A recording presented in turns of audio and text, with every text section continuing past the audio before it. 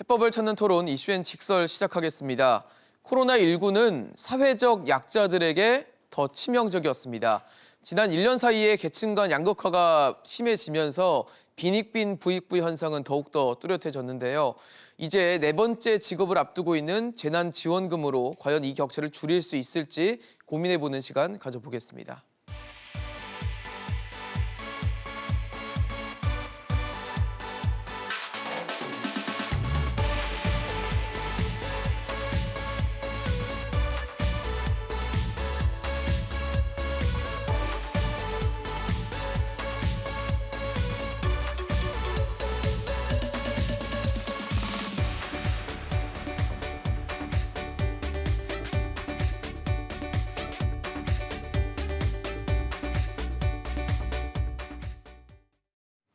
네, 본격적인 토론에 앞서 함께해 주실 세 분 소개하겠습니다.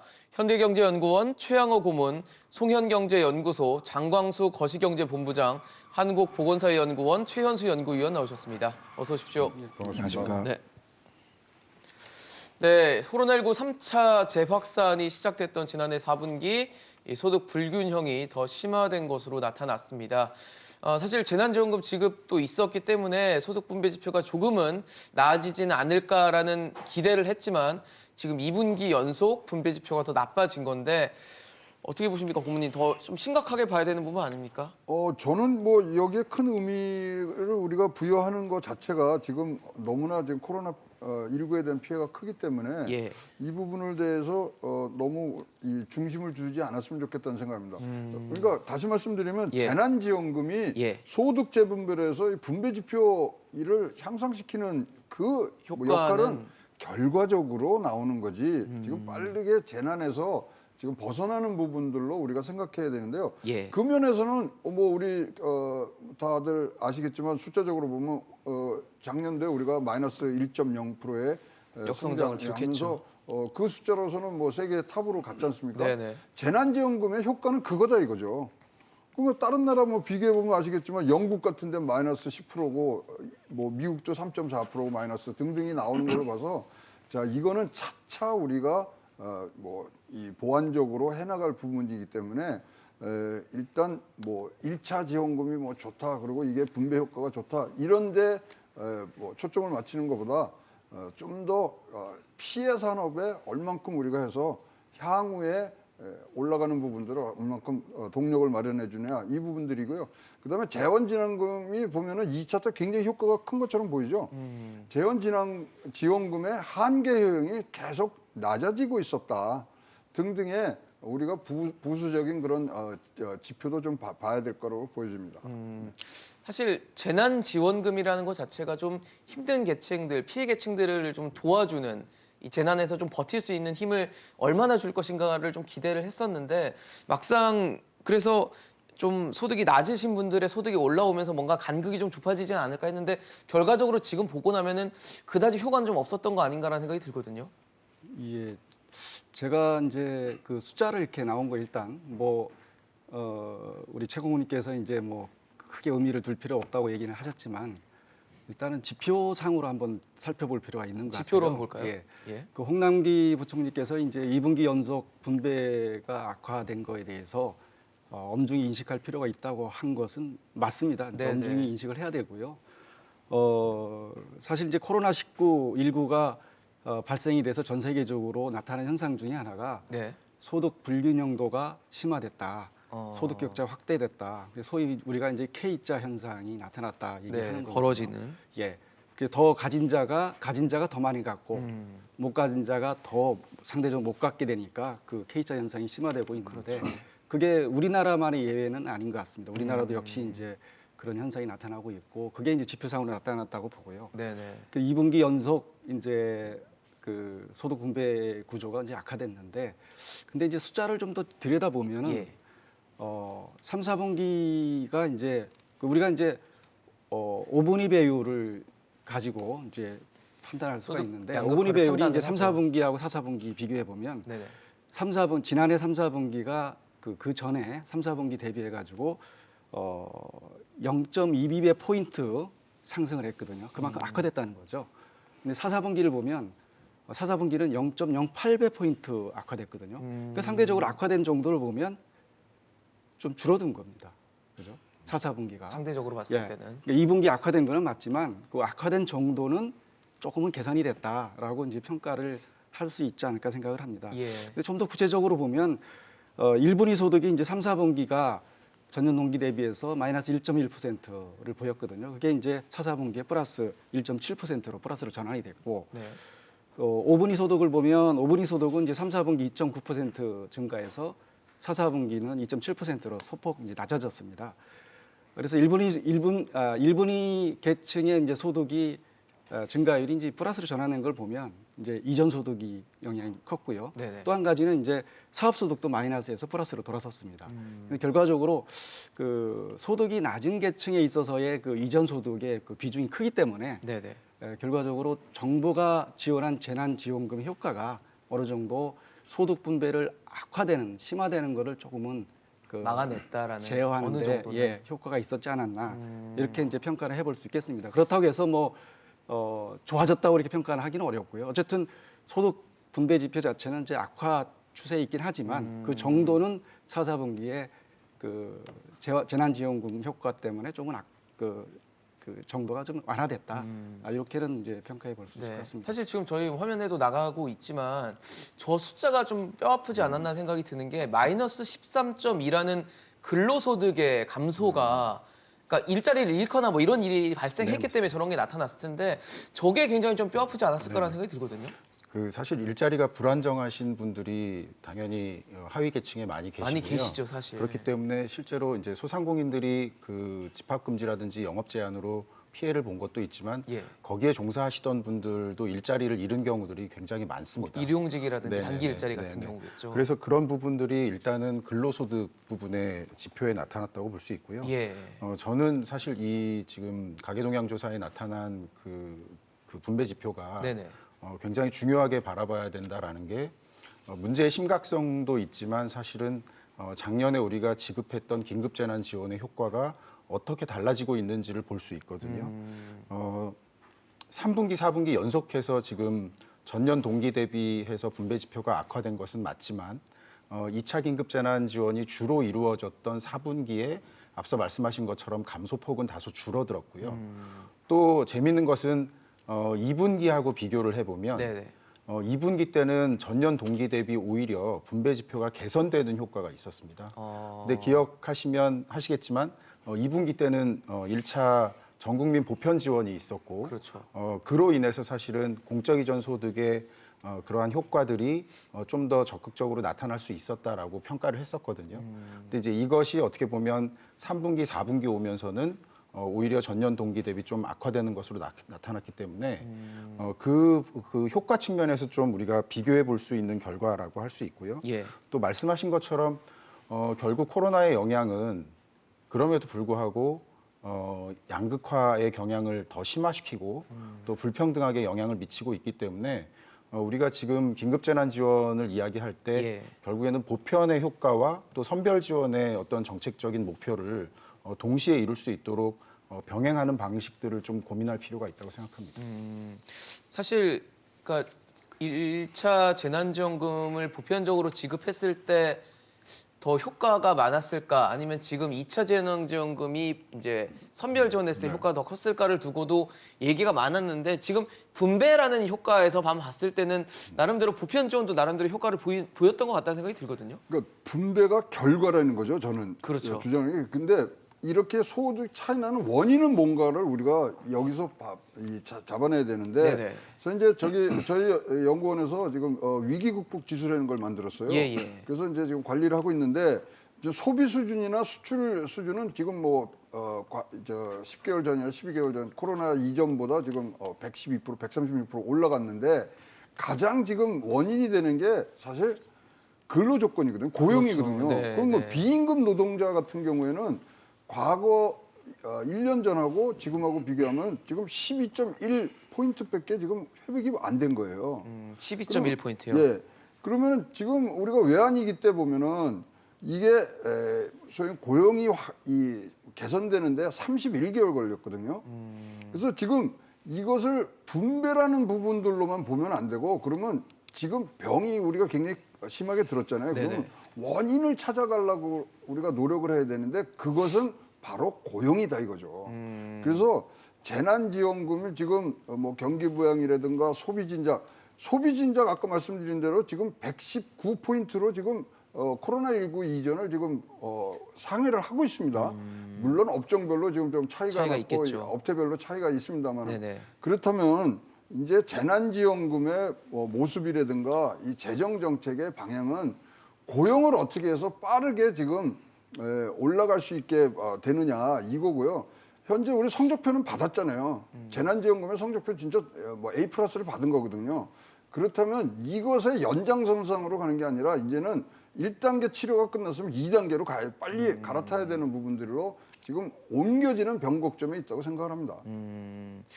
사실 재난지원금이 이제 2차 재난지원금 같은 경우는 선별적으로 지급이 되면서 뭐 소상공인이나 자영업자들을 위주로 좀 많이 이루어졌는데 여기도 구멍이 존재를 하잖아요. 받지 못하는 분들이 계시다 보니까 이제 위기가구 긴급생계지원금이라는 걸 아마 만들어서 이걸 갖고 이제 취약계층이나 수혜를 받지 못하는 분들에게 좀 지급하는 했는데 이게 편성을 했으면 당연히 지급이 돼야 되고 받는 분들은 받으셔야 될 텐데 지급률, 그러니까 집행률 자체가 63%밖에 안 된다고 하는 거에 좀 의아했거든요. 왜 37% 분들은 안 받고 싶은 게 아닐 텐데 왜 저분들은 못 받았을까? 네. 어떻게 그 보십니까? 부분 사실은 이제 소상공인이나 특고 프리랜서 지원이 많이 이야기가 됐기 때문에 그 부분은 이제 많이 언론에 나오진 않았었는데요. 최근에 그 보도된 바에 따르면 복지부 쪽에서 사실은 소상공인이나 특고 프리랜서 분들 이외에 일반 가구들을 지원하기 위해서 긴급 지원을 확대했었던 부분이거든요. 근데 2020년 한 해 동안 과거에 비해서 긴급복지 지원의 기준을 대폭 완화하면서 굉장히 정책적인 효과가 있었습니다. 네네. 근데 이제 2차 긴급재난 지원 당시에 그 위기 가구에 대한 특별 지원 방식으로 적용을 하면서 이 선별 기준에 소득 감소가 25% 이상 발생이 돼야 된다는 부가적인 조건을 넣었거든요. 그런데 소득이 25%가 예, 맞습니다. 줄어들어야지 받을 수 있는 거예요. 그러니까 이제 기존의 긴급복지 지원의 여러 가지 소득재산 기준 이외에 또 소득이 그만큼 줄어들어야 된다라는 조건을 넣었는데 실질적으로 그 취약계층에 계신 분들이 이제 최근에 일자리를 잃거나 일이 줄어들어서 소득이 감소됐는데 네네. 그거를 본인이 입증할 수 있는 여러 가지 자료라든지 이런 게 부족하다 보니까 어떻게 입증하죠? 신청을 하고도 굉장히 그 지원받는데 어려움이 있었고 또 일을 그만두신 분들은 이제 원래 사업장에서 일용근로자 같은 경우에는 이제 분기마다 소득 신고를 하게 돼 있지만 네네. 그 자료를 직접 확인할 수 없으니까 이제 사업주에게 확인을 받아야 된다든가 그렇겠죠. 뭐 여러 가지 어쨌든 그 자격을 스스로 증명해야 되는 그런 것들 때문에 이제 좀 한계가 있었고 이제 그런 상황들을 파악하고 복지부가 이 조건을 사실은 중간에 제외를 시켰습니다. 그럼에도 불구하고 이미 이제 신청했다가 못 받게 되신 분들이 이런 정보들을 제때 알지 못하게 모르실 되면 수도 있죠. 다시 신청을 안 하시고 이제 못 받은 경우도 있고 또 이제 아예 여러 가지 다른 조건 때문에 지원받지 못한 경우들도 있습니다. 그러니까 소득이 25%를 넘게 줄어들었다라는 거를 네, 본인이 맞습니다. 입증을 네, 해야 네, 되는데 네. 입증하려면은 뭐 사업주라든지 이런 데 네, 가서 네, 확인을 받아야 네. 될 거고 서명 받거나 네, 이럴 맞습니다. 거 아니에요. 사실 우리 그 과세 자료가 그 과세 체계에 따라서 일정한 주기에 따라서 이제 제출이 되고 축적이 되는데 기존에는 보통 일용근로자는 분기 단위로 그리고 일반 그 특고 프리랜서나 일반 사업자들은 대개 이제 연간 단위로 파악이 되고 있기 네. 때문에 작년에 그 긴급재난지원 선별 방식을 논의할 때도 사실은 그런 자료들이 부족한 상태에서 예. 업종별로 차등 지원하는 데 그쳤던 거거든요. 네. 근데 이제 앞으로 지금 1월 달 세법 개정안에 나와 있는 그 월 단위 실시간 소득 파악에 대한 개선 내용이 있습니다. 그게 금년 7월 달에 시행이 되는데 그게 시행이 되면 일용 근로자의 소득이나 특고 프리랜서의 사업 소득은 이제 월 단위로 신고가 되도록 되어 있어서 네. 그러면 향후에는 이제 이런 것들을 국세청 자료를 활용해서 적용할 수 있고 이제 뭐 본인이 입증한다거나 이렇게 하지 않아도 되는 상황으로 개선이 될 거라고 생각을 합니다. 본부장님 어떠세요? 제가 언뜻 생각하기에는 일용직 근로자이면은 또 이번만 일하는 게 아니라 또 다음에도 네. 이분과 일하려고 뭔가 노력을 하는 것들이 필요할 텐데 이분들한테 뭐 가서 뭐 서명을 해달라, 나 소득 줄었다는 걸 입증해달라고 요구하는 게 현실적으로 가능할까요, 이게? 글쎄요, 그게 좀 어렵겠죠, 아무래도. 그래서 그런 그 한계가 있었기 때문에 이번 그 긴급 그 생계지원금 그 집행률도 낮아질 수밖에 없었고, 사실 뭐 예산 규모가 아마 집행 규모 4천억 원이었던 것 같은데 그게 다 이제 제대로 집행이 안 됐다는 게 좀 안타까운 일이 아닌가 이렇게 생각을 합니다. 그래서 우리가 뭐 그 국세청 자료가 좀 더 이렇게 보완이 된다니까 네. 다행히도 그 앞으로 이제 유사한 사례가 좀 있더라도 아마 집행률은 좀 높아지지 않을까 생각을 하는데 그래도 이제 좀 그 집행 계획을 세울 때 그리고 그런 지원 규모라든가 이를 산정할 때 좀 더 세심한 그런 노력이 필요하지 않나 하는 생각을 합니다.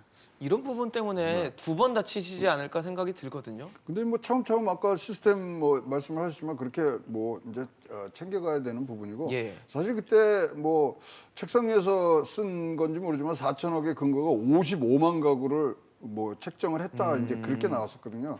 근데 진짜 뭐 현장을 조사할 수 있는 시간적 여유가 없었던 것은 인정을 하지만 문제는 뭐냐면 그렇다면은 정말 필요로 하는 피해 산업이 어딘가는 분명히 나왔어야 되는데 그게 아직도 진짜로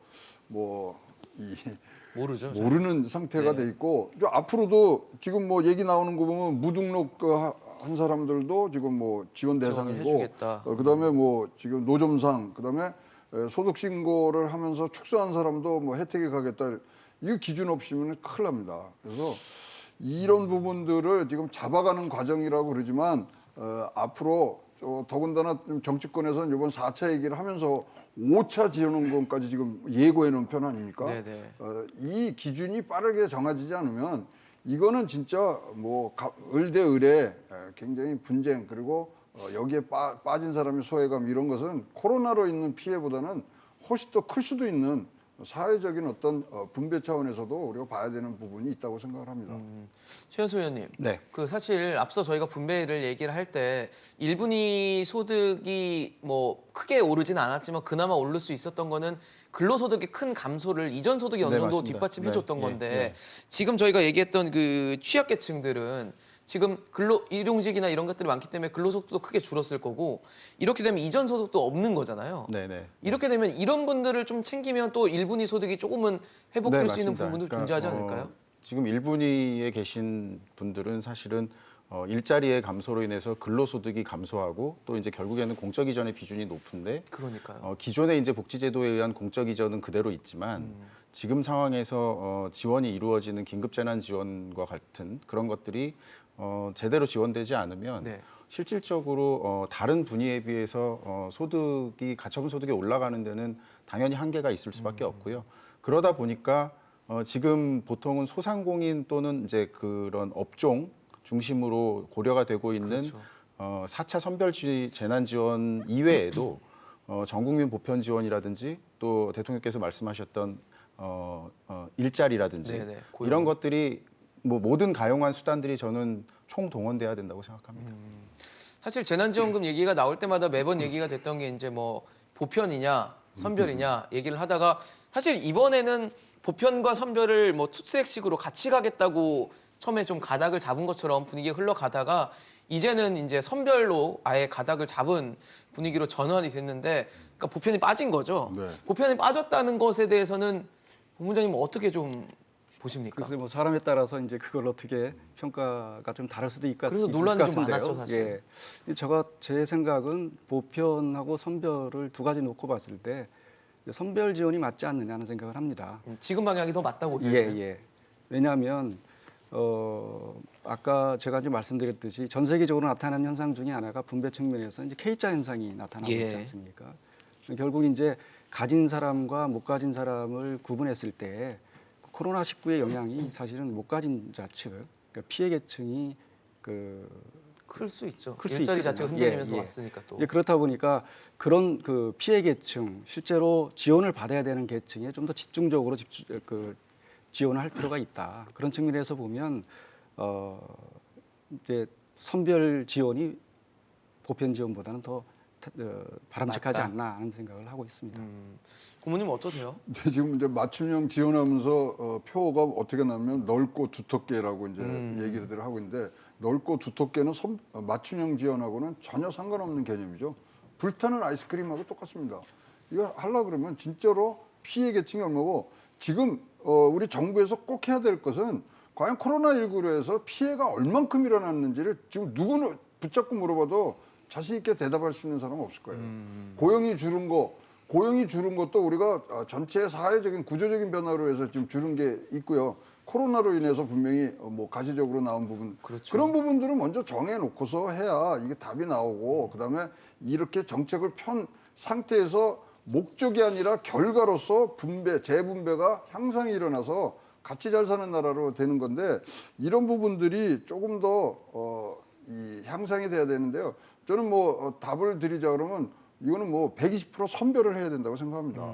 선별을 해서 지금 어디가 어떤 업종별로 업태별로 이 산업군별로 어떤 차이가 나는지에 대해서 분명한 지금 판단들을 하고서 지원을 하기 시작해야지 모두에 말씀드렸습니다만 재난지원금의 한계형은 계속 줄고 있거든요. 지금 뭐 나오는 걸로 봐도 한계 소비 성향이라든가 승수들이 계속 줄어들고 있는 부분에서는 뭐 넓고 두텁게란 말은 이제 쓰시면 안 되고요. 피해 지층이 여기니까 여기에 이만큼 쓰겠다. 이런 부분들로 조금 방향 전환을 해주시면 좋겠습니다. 사실 넓고 두텁게와 선별은 맞지 않는다라고 얘기를 해주셨는데 사실 이제 기존의 코로나19로 피해를 본 일반 업종 같은 경우는 지원금 기준을 뭐 매출 뭐 4억 원 연매출로 봤을 때 하다가 홍남기 부총리의 말에 따르면 이제 10억 원으로 좀 상향하는 것을 검토하고 있다라고 하니까 그러니까 선별을 해놓고 그만큼 좀 폭을 넓게 지원을 해보겠다라는 의도인 것 같은데 10억 원이라는 기준에 대해서는 최 의원님 어떻게 보십니까?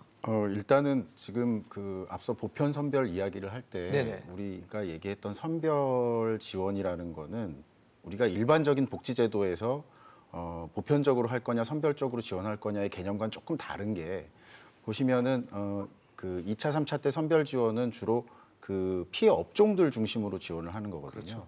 그러니까 이거는 전 국민 보편 지원과는 성격이 다른 걸 놓고 지금 보편이냐 선별이냐를 따지고 있는 거예요. 그래서 그런 의미에서는 두 가지가 그 목표로 하고 있는 정책 효과가 다르기 때문에 그래서 시차를 두더라도 병행 추진이 필요하다고 이야기가 됐던 거고요. 우선은 이제 소상공인들의 그 어려움을 생각해서 선별 지원을 먼저 하는 것으로 이야기가 됐지만 저는 보편 지원이 또 필요하다고 생각합니다. 그런데 이제 이 선별 지원을 함에 있어서도 기존의 2차, 3차 때 사각지대가 굉장히 많아서 네. 계속 이야기가 됐었는데 이제 그 중에 대표적인 게 일반 업종 같은 경우에 100만 원을 지원함에도 그것도 받을 수 없는 분들이 매출 4억을 초과하는 분들이었거든요. 맞습니다. 근데 이번에 이제 10억이라는 거는 사실 기존의 4억으로 되게 까다롭게 했던 거에 비하면 너무 이제 완화를 대폭 한 올린 거죠. 건데 네. 실제 그 우리 과세 자료나 이런 것들을 보면 업종별로 경비율 또는 그 경비를 제외하고의 실제 수익률은 굉장히 다르기 때문에 네. 그냥 일괄적으로 매출 10억이 아니라 사실은 국세청이 가지고 있는 업종별 경비율이라든지 이런 자료를 감안해서 적어도 업종별로 그 매출 기준을 조금 차등을 둔다든가 해서 네. 실제로 그 수익률에 있어서 일정 수준 유사하게 그렇게 좀 맞춰줘야만 금액을 올리더라도 또 형평성 문제라든지 이런 것들이 제기되지 않을 수 있고요. 실제로 이제 그 정확한 피해 수준이라든지 이런 것들을 알 수 없는 이유는 결국에는 우리가 2020년도 한 해 상황에 대한 소득이나 매출 정보는 2월 말 3월 초에 국세청에 제출되는 자료를 통해서 알 수 있기 때문에 저는 지금 이 선별이냐 보편이냐의 논란만 할 게 아니라 거기에 실제로 지금 소상공인들이 기대하고 또 한편으로는 걱정하고 있는 게 과연 손실보상이 제대로 이루어질 거냐에 대한 고민을 하고 있는데 이 부분에 대한 그 정확한 산출이나 집행은 종합소득신고 이후인 한 6월부터 서둘러야 가능하거든요. 그래서 정부가 이번 논의를 할 때 단순히 이번 4차만 가지고 논의할 게 아니라 이후에 상반기에 어떤 방식으로 지원이 이루어질지 특히 이제 손실보상이 어떻게 이루어질지에 대한 좀 명확한 계획을 알려주는 게 필요하다고 생각합니다. 사실 지금 손실보상을 두고도 각종 얘기가 나오고 있긴 한데 제가 좀 걱정이 되는 거는 매출 기준이라는 게 과연 맞는 것인가에 대해서도 얘기가 많잖아요. 그러니까 피해를 많이 본 업종에 많이 도와줘야 된다는 논리가 적용이 되려면 뭐 영업이익이라든지 영업 손실 이런 것들을 갖고 해야 되는 게 아니냐라는 얘기들도 있는데 본부장님은 어떻게 보십니까? 글쎄요, 이제 한 가지 기준만 가지고 하다 보면 이제 루프홀이 생길 수밖에 없거든요. 구멍이 계속 구멍이 생길 뚫리겠죠. 수밖에 없기 때문에 예. 그리고 지원을 받아야 되는데 마땅히 받아야 되는 데는 못 받고 받지 말아야 되는 데는 또 받을 수 있는 받지 않아도 좀 여유가 그렇죠, 있는 것들이 있는 있잖아요. 그렇기 때문에 이제 그런 그 연매출 매출만 가지고 그 기준을 삼게 되면 이제 그런 문제가 발생이 되기 때문에 뭐 소득 기준이라든가 자산 기준이라든가 그 동안에 이제 그 업종이 잘 나갔는지 여부를 판단한다든가 이런 기준들을 좀 겸해서 같이 판단해야 되지 않겠느냐. 그렇게 되면 이제 그런 실질적인 지원이 필요한 네. 그런 부분들에 이제 그 지원금이 지원이 될 테고 그렇게 되면 이제 그 효과는 좀 더 크지 않을까 하는 생각을 합니다. 그러니까 사실 피해 규모가 크면은 그만큼 더 도와주고 피해 규모가 작으면 좀 덜 상대적으로 피해를 덜 봤으니까 덜 도와주고 이래서 좀 정액 보상보다는 좀 정률 보상식으로 하면은 좋겠다는 생각은 드는데 최고위원님 이런 거는 현실적으로 좀 어려웠나요 지금? 아니 두 개 섞으면 되죠. 규모별로 네. 규모별로 구간을 정해놓고 그 안에서는 정액제. 그냥 섞으면 되는데 이걸 뭐 이분법으로 꼭 이분법적으로 하니까 나누는 게 굉장히 아니라. 어려운 거고요. 지금 뭐 지금 매출액이 얼마냐 뭐 이거 갖고 지금 하는데 예. 사실 이게 시발점이 어디였냐면요. 편의점에서 4억 갖고 자르다 보니까 편의점의 매출 중에 큰 포션이 뭐냐면 담배 파는 거랍니다. 그렇죠. 근데 담배는 아시겠지만 80%가 세금이잖아요. 세금이죠. 그 세금 때문에 4억을 넘었는데 이거 어떡하냐가 발단이 돼서 나온 거거든요. 그러니까 10억으로 가는 것도 아무런 근거 없이 지금 간 거예요. 근데 만약에 10억이라 그러면 영업이익률이 이제 자영업자 평균 한 15% 되고요. 네. 요식업에는 한 8% 됩니다만 15%로 놓고 보면 그럼 연 1억 5천을 지금 이익으로 갖고 가시는 거 아니에요. 그렇겠죠. 그러면 15%는. 우리 같은 이 근로자들이란가 임금 근로자들은 1억 5천 받으면은 우리도 피해 보상 받나요?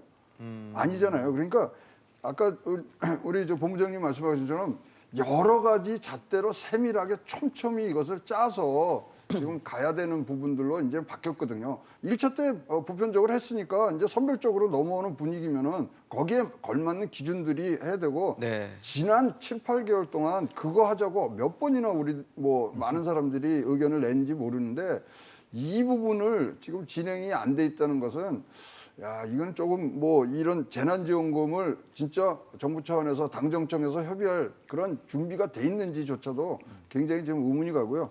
가장 큰 저 질문은 이거예요. 뭔가요? 과연 우리가 이렇게 5차 재난지원금까지 우리가 지급해야 될 정도로 지금 피해가 왔느냐. 이 부분에 대해서 골머리 좀 생각을 해봐야 돼요. 다른 나라 보면은 지금 우리나라 한 160명, 그러니까 10만 명당 한 160명 정도가 지금 확진자가 나오는데 자, 그리고 지금 뭐 경제 성장률도 지금 세계 1등이라고 그러고 그러면 피해 정도와 그다음에 확진자가 발생하는 수와 이런 게 걸맞게 지금 재난지원금의 운영이 되고 있느냐.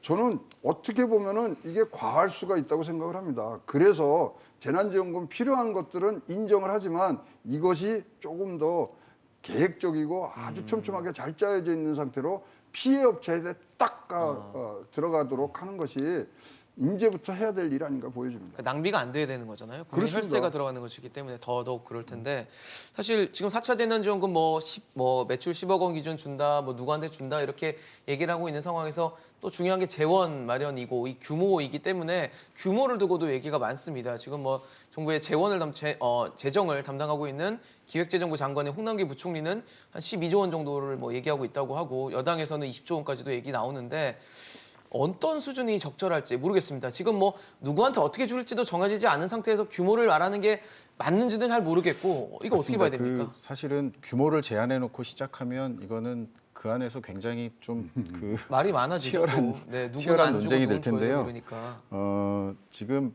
그 우리나라가 작년에 코로나 피해에 대해서 직접 지원을 했던 규모를 보면 OECD 국가에서 최하위권이거든요.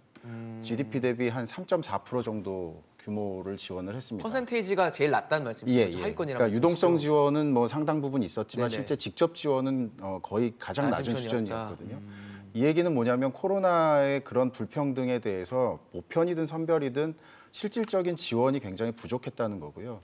이제 앞서 고모님께서 이제 경제 성장률이 우리 OECD에서 어떻게 보면 처음으로 1위를 했다라고 말씀하시지만 그 거시 경제 지표를 국민들이 체감할 수는 없습니다. 사실은 오히려 오늘 그 주로 이야기했던 가계 동향 조사에 나오는 이런 실질적인 어떤 소득이라든지 이런 것들을 체감하는 거기 때문에 지금의 상황은 저는 작년에 겪었던 코로나 유행에 비해서 확산세에 비해서는 지금 대유행이 좀 더 규모라든지 여러 가지 기간 면에서 심각했었기 때문에 이 지원 규모 자체도 훨씬 더 크게 고려를 해야 된다라는 거고요.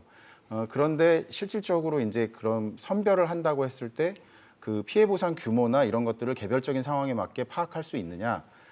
지금 우리가 3월 달에 선별 지원을 한다고 하는 부분에 있어서는 사실상 그런 그 방식에서 활용할 수 있는 자료는 최근 지금 파악되고 있는 매출 자료 정도밖에 없고요. 실제로 정교한 자료를 만들어서 개별적으로 적용할 수 있는 거는 앞서 말씀드린 것처럼 5월 달 종합소득 신고를 거쳐야만 작년 한 해에 우리나라 전체 국민의 어떤 경제활동 결과가 나오는 겁니다. 그러면 그 결과를 가지고 실제로 정률 보상이라든지 또는 뭐 피해 규모에 따라서 구간에 따라서 차등 지원도 가능한 거고요. 또 일부는 임차료와 건물주를 구분해서 임차료의 일정 비율을 또 직접 지원하는 방식도 추가할 수 있고 그래서 OECD 각 국가들이 사실은 이런 방식들을 종합적으로 병행해서 지금 지원들을 해왔고 우리는 이제 자료 문제로 인해서 그동안에 2차, 3차 또 이번에 4차 긴급재난 지원도 사각지대를 완화한다고 하더라도 어느 정도의 한계는 있을 수밖에 없기 때문에 지금 이제 소상공인들이 기대하고 있는 손실 보상에 대한 부분 그리고 또 이 손실 보상이 소상공인뿐만 아니라 앞서 계속 이야기됐던 일용 근로자라든지 장기 무급휴직 근로자라든지 각 분야에서 지금 여러 가지 형태로 피해를 보셨던 분들에 대한 그런 그 세밀한 결과들을 가지고 네. 지원할 수 있는 방안을 서둘러 마련해야 된다고 생각합니다. 근데 사실 종합소득세 신고를 받고 나중에 그 통계까지 나오려면 좀 시간이 필요하잖아요. 일단 예, 5월 예. 달이고 5월 이후면은 뭐 그래서 하반기에나 이제 가능하다는 그래서 얘기니까. 긴급하게 또 4차 선별 지원에 대한 이야기가 나왔던 그러니까요. 거고 그 부분은 어쩔 수 없이 업종별 차이를 둔다거나 아니면 사각지대를 없애기 위해서 매출 기준이나 이런 것들을 조정하는 건데 네네. 결국에는 이렇게 되면 앞서 지금 이야기되는 15조 정도의 규모 가지고는 충분하지 않다고 볼 수 있고요. 이미 우리가 지금 OECD 국가 내에서 직접 지원 비중이 가장 낮은 수준이었기 때문에 국가 부채 비율이 증가하는 부분 이런 것들의 우려는 있지만 이게 다른 복지제도처럼 지속적인 증가가 아니라 일시적인 증가라고 생각하면 좀 과감하게 적극적으로 재정을 투입할 필요가 있다고 생각합니다. 근데 재정 문제는요. 네. 조금 우리가 좀 더 깊숙이 봐야 되는데 미국이 16.7%를 썼어요. GDP 대비. 근데 나오는 거 보면 경제 성장률 뭐 하면은 마이너스 3.4고요. 영국 같은 경우도 16.3%를 썼어요. 우리나라 아까 말씀하신 대로 3.4%를 썼는데 우리나라는 이제 마이너스 1%가 나오고요. 미국이 그럼 이렇게 많이 썼으면 확진자라도 덜 넣어야 되잖아요. 10만 명 중에 8,288명이 지금 나오고 있고요. 우리나라는 164명이죠. 그렇다면 재정을 무제한 대로 이렇게 쓰는 것 자체가 얼만큼 효과가 있는 건지는 지금 보면 알 수 있는 거거든요. 가장 지금 금융 지원까지 많이 쓴 일본이 44% GDP 대비 44%를 썼단 말이죠. 그럼에도 불구하고 지금 마이너스 5.4라고 그러면 각 국마다 굉장히 다른 구조와 이런 것들이 있다 이거죠. 그러면 이것들을 종합해 보면은 어떻게 재정을 효율적으로 썼느냐가 중요하지 지금 재정을 꼭 늘려서만이 지금 문제는 해결의 책은 아니다고 보는 거죠. 근데 우리나라가 지금 뭐 이번 달에 이제 예. 쭉 보시면 알지만 가장 뭐 역대 뭐 대통령께서도 말씀하신 역대급 지금 고용 참사가 일어났거든요.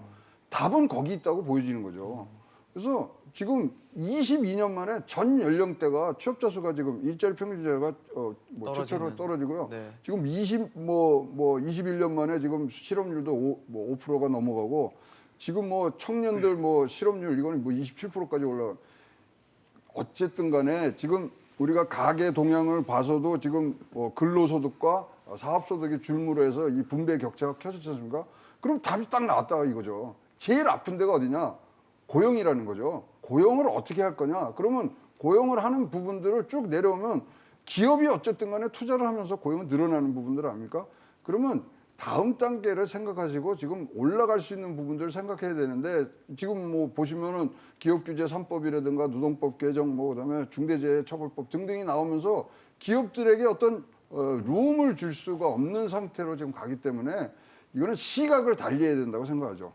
그리고 아까 처음에 말씀드렸지만 경기 부양, 뭐 소비 회복, 뭐 저희 연구원의 이런 어떤 자료가 이건 100% 맞다고 장담은 못합니다만은 흐름은 위기 회복 지수로는 소비 수준은 지금 112포인트로 지금 올라가 있다는 것들이 보여질 때 그 안에서의 업종 간 업태별 조정이 있는데 그 부분에 더욱더 우리가 신경 쓰면서 답은 고용에 있다 이렇게 보여집니다. 사실 그렇잖아요. 고용이 늘어나야 거기서 소득이 발생하는 거고 소득이 생겨야 소비가 또 이루어지고 이렇게 선순환이 만들어지는데 지금 고용 자체가 무너져 버리니까 모든 것들이 다 무너져가는 상황이 또 돼버렸거든요. 근데 정부는 지금 단기 일자리라도 1분기에 90만 개라도 늘리겠다. 어떻게든 잠깐이라도 일하게 만들겠다라는 게 정부의 기조인데 이 기조를 어떻게 이해하면 좋을까요? 글쎄 뭐 이제 그 복지 정책의 가장 중요한 거는 그 일자리를 주는 거거든요. 그래서 이 복지 정책의 어떻게 핵심이라고 볼 수가 있는데 이 복지 정책이라는 것은 이제 국민의 그 생활을 향상시키고 사회 보장을 위한 어떤 정책이라고 보면 네. 국민의 삶의 질을 높인다고 한다는 것은 일자리를 주어서 일을 해서 이제 그 소득이 발생하게끔 하는 그걸 통해서 이제 그 국민의 그 삶의 질을 향상시키는 그렇죠. 것이 소비도 일어나고 돌아가겠죠. 볼수 있는데 그렇다면 이제 일자리를 확보해 주는 게 중요하다고 볼 수가 있는데 근데 사실 이제 그 일자리 중에서도 어떻게 보면 이제 정규직이라든가 그 상용직 일자리가 사실은 그 양질의 일자리라고 우리가 얘기할 수 있지 않습니까? 네. 그 고용이 안정이 되고 그리고 또 어느 정도의 적정 급여도 보장이 되고 하는 그런 일자리를 많이 만들어줘야 되는데 지금 현실을 되돌아보면 사실 어렵다는 거죠. 코로나19로 인해서 이제 잘 나가는 물론 부분이 있습니다. 비대면 서비스 부분이라든가 네. 그리고 인터넷 등을 포함한 그 IT 부분 이런 네. 쪽은 사실은 잘 나가고 있거든요. 그렇지만 못 나가는 피해를 보고 있는 그런 부분들이 사실은 더 많다고 봅니다. 그렇기 때문에 그런 부분들에 어떻게 뭐 상용직을 뭐 고용을 한다든가 네네. 하는 게 사실 현실적으로 어렵고 그리고 또 잘 나가는 부분에 있어서도 보면 아직은 불확실합니다. 세계 그 경제가 그런 상황에서 그 상용직을 채용하기도 어렵고 근데 결과적으로 단기적으로는 그런 비정규직이라든가 그런 뭐 임시직이라든가 이런 걸 통해서 이제 부족한 고용 부분을 이제 메꿀 텐데요. 뭐 그런 측면에서 보면 단기적이라도 사실은 그 일자리를 좀 확보해서 그런 예를 들어서 이제 그 실업자라든가 또는 이제 일자리를 경험하지 못한 청년 계층이라든가 이런 부분들이 좀 단기적이라도 일을 해서 돈을 벌 수 있게 하는 그런 기회를 준다는 거. 그 단기 일자리를 어느 정도 확보해 준다는 거는 바람직한 정책이 아닌가 생각이 드는데 네네. 대신 90만 개를 1분기에 만든다는 거는 현실적으로 좀 어렵지 않을까. 아무리 노력을 해도 숫자 자체가. 예, 그렇지만 그런 방향 자체는 저는 맞다고 봅니다. 얼마나 노력해서 얼마나 그런 일자리를 확보해 주느냐가 이제 문제긴 한데요.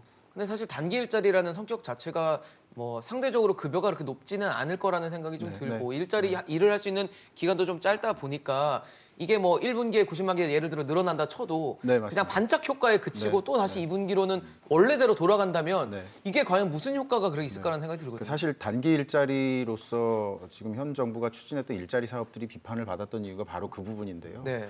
이제 일자리의 지속 가능성 그리고 일자리의 질 문제가 있습니다. 근데 지금의 상황은 어쨌든 워낙 그 일자리 상실도 많고 근로수익이 감소하기 때문에 이거를 공공부문에서 어쨌든 단기 일자리를 통해서 네. 회복시키겠다는 그런 이거라도 목표를 해야겠다는 가지고 있는데 거잖아요. 중요한 부분은 이제 민간에서 고용을 늘리는 거는 사실상 지금은 물론 이제 업종별로 다르긴 하지만 네. 좀 한계가 있고요. 결국에는 공공에서도 이런 단기 일자리뿐만 아니라 코로나를 거치면서 드러났던 돌봄이라든지 교육이라든지 이런 공공 그 사회 서비스 분야의 일자리들이 필요한데 예. 이런 일자리는 단기 일자리가 아니라 좀 더 지속적으로 유지될 수 있는 일자리로 재정을 투입해서 운영할 수 있도록 하면은 그 효과가 계속 이어질 수 있다고 생각을 합니다. 근데 네. 저는요 이거 해장술 먹는 거랑 비슷하다고 생각을 해요. 왜냐하면 지금 굉장히 뭐 취해서 왔는데 다음날 해장술 한 잔 먹으면 몸이 노곤해지고 편해지는 것 같이 계속 이거 이게 지속성이 없다는 걸 없죠. 두 분이 지적을 네. 해주셨지만 이것을 운영할 수 있는 재원도 이제 고갈이 되고요. 그렇죠. 지금 4년째 마중물이 이런 공공 일자리를 해서 기업이 늘어나게 한다는 거 아니에요. 4년째 이렇게 마중물 하면은 이 물만 해도 한강이 차고도 넘는 홍수나게 생겼는데 그러면 진짜로 다른 시각으로 지금 봐야 되는 거 아닌가 지금 보여지고요. 지금 우리가 4차 산업혁명의 변곡점에 있잖아요. 그러면 이 부분은 굉장히 최우선적으로 어떻게 지속 가능한 부분들을 가느냐. 그리고 외환위기 때도 31개월 걸쳐서 고용이 됐거든요. 네. 그럼 그 정도 걸린다고 생각하고 뼈아픈 부분이 있더라도 차근차근 교육과 그다음에 재훈련을 통해서 어떤 식으로 갈 것인가 이제는 길게 봐야지 이거 마중물만 보다가 이거 끝날 수 있는 부분들이 많기 때문에 네. 이 부분들은 굉장히 조심해서 해야 되고 일단은 올해 목표는 104만 개입니다. 104만 개죠. 근데 104만 개 이거 소화하는 게 1분기에 90만 개 소화하면은 이것이야말로 뭐 3달짜리밖에 안 되는 부분. 그러면 재정은 재정대로 나가고 그렇죠. 일자리는 또 없어서 다시 아마 없어지죠. 2분기에 또 가면은 고용 참사액이 또 나올 수 있는 부분들이 많다는 거죠. 사실 지금 뭐 말씀하신 대로 4차 산업혁명의 패러다임 변화 속에서 기존의 업체들도 사람을 많이 안 쓰는 추세도 가잖아요. 뭐 키오스크를 쓴다거나 비대면으로 간다거나 이런 식으로 많이 쓰고 자영업자가 무너지면서 거기서 또 고용이 많이 손실되는 상황이 발생하고 있어서 과연 이 정부가 일자리를 만들 수 있을까에 대해서는 많은 분들이 물음표를 다시거든요. 현실적으로 가능한 겁니까?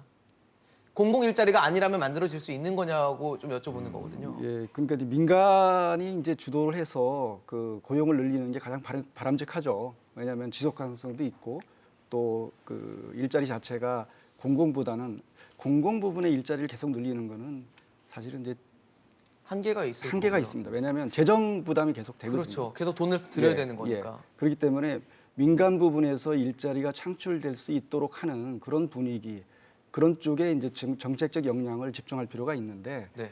뭐 그린 뉴딜 정책도 어떻게 보면 그런 일종의 그런 방향이라고 볼 수가 있겠지만은 예. 그래도 민간 부분에서 자율적으로 그 투자를 하고 또 일자리를 만들 수 있는 그런 환경을 조성해 나가는 노력도 병행해서 할 필요가 있다는 생각을 합니다. 근데 사실 민간도 걱정을 많이 하는 게 지금 불확실성이 뭐 보이지 않는 미래가 보이지 않는 상황이기 때문에 그 위기를 극복하기 위해서 지금 충당금을 쌓는다거나 여러 가지 챙겨두고 채용 형식도 기존의 정규 채용, 전기 채용, 공채라고 부르는 형태에서 뭐 수시 채용이라든지 이런 걸로 바뀌고 있잖아요. 네.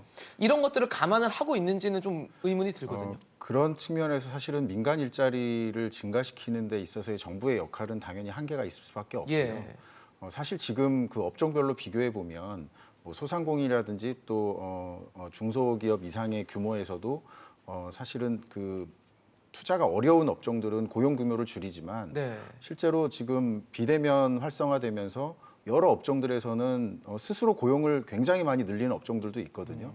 그런 것처럼 실제 정부의 역할은 한편에서는 민간 고용이 늘어날 수 있도록 지원하는 것도 필요하지만 네네. 지금은 이제 이런 상황에서 대안으로 제시되는 게 뭐 예를 들면 소득 지원에서는 기본소득이 이야기되듯이 네. 공공부문에서 기본적인 일자리들을 정부가 지속 가능하고 괜찮은 수준에서 뭐 괜찮은 수준이라는 게 굉장히 높은 수준이 아니라 네네. 하더라도 적어도 생활임금 수준의 괜찮은 일자리를 공공에서 만들고 유지하는 게 필요하다는 게 대안으로 제시가 되고 있습니다.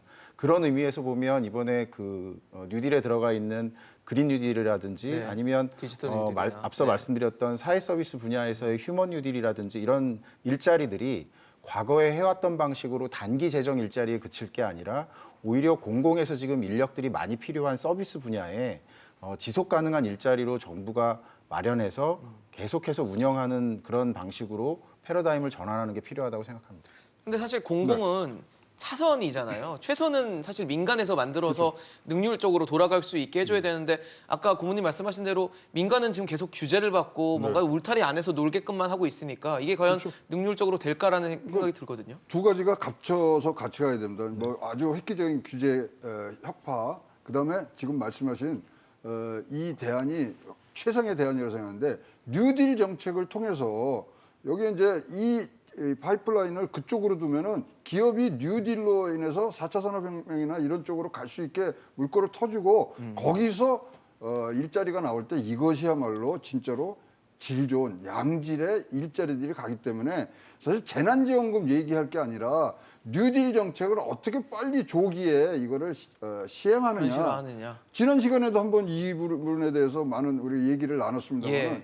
이것이야말로 지금 혁파를 할 수 있는 굉장히 좋은 기회가 와 있고 지금 세계적인 추세가 글로 갔기 때문에 이 부분 뉴딜 정책의 조속한 이 시행, 집행 이것이야말로 진짜 정답이라고 생각을 합니다. 근데 지금 사실 공공일자리를 많이 늘리면 아까 말씀하신 것처럼 재원이 많이 들어가야 되잖아요. 그만큼 세금이 들어가야 되는데 지금 뭐 국가 채무가 1천조 원에 육박할 정도로 굉장히 많이 늘어난 상태이기 때문에 공공일자리를 과연 투입하는 게 결국은 국민의 혈세를 낭비하는 건 아닌가라고 많은 국민들이 또 걱정을 하시거든요. 이 부분은 어떻게 좀 봐야 될까요? 글쎄 이제 공공일자리를 늘린다는 게 이제 그 여러 가지 이제 뭐 방안이 있겠지만은 이게 단기적으로 늘린다는 것은 이것도 어떻게 보면 특수한 상황에서 어떤 긴급 처방 형태이기 때문에 그러겠죠. 뭐 그 정도는 어느 정도 국가에서 감내해야 되지 않겠느냐. 그게 지속적으로 예를 들어서 뭐 90만 개, 100만 개를 정부가 책임지고 간다. 이런 문제는 사실은 재정에 큰 부담이 되겠지만 단기적으로 그 고용을 해서 단기적인 일자리를 국가가 지원해줘서 단기적으로 어려움을 겪고 있는 피해 계층, 예. 저소득층에게 소득을 보장해 준다는 거는 그거는 뭐 어느 정도는 타당성이 있지 않을까 하는 생각이 듭니다. 사실 지금 뭐 4차 재난지원금의 논의가 이루어지고 있는 상황에서 뭐 보편이냐 선별이냐 두고도 말이 많았고 지금 규모를 두고도 각종 얘기가 나오고 있는 상황입니다. 가장 중요한 건 가장 힘든 분들에게 적재적소에 적당한 아주 알맞은 금액이 투입되는 걸 겁니다. 국민들의 애환을 풀어줄 수 있는 재난지원금이 되기를 기대해 보겠습니다. 오늘 최양호 고문, 장광수 본부장, 최현수 의원과 함께했습니다. 오늘 이슈앤직설 오늘 준비한 소식 여기까지입니다. 지금까지 시청해주신 여러분 고맙습니다.